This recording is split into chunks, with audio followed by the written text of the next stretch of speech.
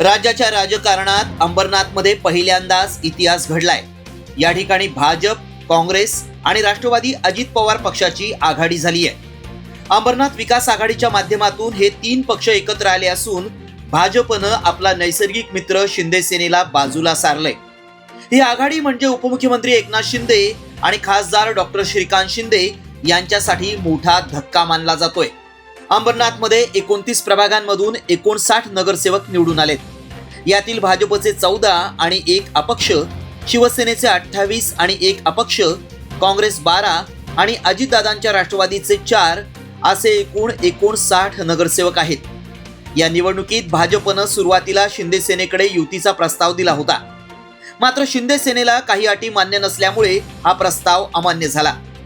त्यानंतर भाजप शिंदे सेनेसह सर्वच पक्षांनी स्वतंत्रपणे निवडणूक लढवली। या निवडणुकीत भ्रष्टाचार, भयमुक्त प्रशासन आणि विकास या 3 मुद्द्यांवर भर देण्यात आला। भाजपच्या तेजश्री करंजुले यांनी नगराध्यक्ष पदाच्या निवडणुकीत विजय मिळवल्यानंतर सत्ता स्थापनेसाठी भाजप आणि शिंदे सेना एकत्र येतात का, याकडे संपूर्ण अंबरनाथचं लक्ष लागलं होतं। मात्र स्थानिक भाजप पदाधिकाऱ्यांनी सुरुवातीपासूनच या युतीला विरोध केला। त्याचीच परिणिती म्हणून या ठिकाणी भाजप, काँग्रेस आणि राष्ट्रवादी अजित पवार पक्षानं एकत्र येत सत्तेचा नवा पॅटर्न तयार केलाय।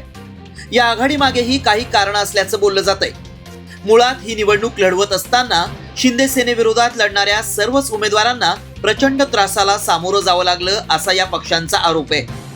याशिवाय शिवसेनेचं संपूर्ण राजकारण हे एकाच कुटुंबाभोवती केंद्रित झालं होतं, जे भाजपला अमान्य असल्यामुळं युती होऊ शकली नाही। सगळ्यात महत्त्वाचं म्हणजे भाजप, काँग्रेस आणि राष्ट्रवादीचा कॉमन मिनिमम अजेंडा हा तिन्ही पक्षांच्या एकत्रीकरणासाठी महत्त्वपूर्ण ठरलाय। या आघाडीवरून शिवसेनेचे आमदार बालाजी किणीकर यांनी टीकेची तोफ डागली आहे। सत्तेच्या हव्यासापायी भाजपनं ही अभद्र युती केल्याचा आरोप आमदार बालाजी किणीकर यांनी केलाय। तर भ्रष्टाचार आणि भयमुक्त अंबरनाथसाठी आम्ही एकत्र आलो असा दावा भाजपच्या गुलाबराव करंजुले पाटील यांनी केलाय। एकीकडे राज्यात आणि देशात भाजप विरुद्ध काँग्रेस असा संघर्ष पाहायला मिळतोय, तर दुसरीकडे अंबरनाथमध्ये चक्क भाजपनं काँग्रेसचाच हात हातात घेतलाय।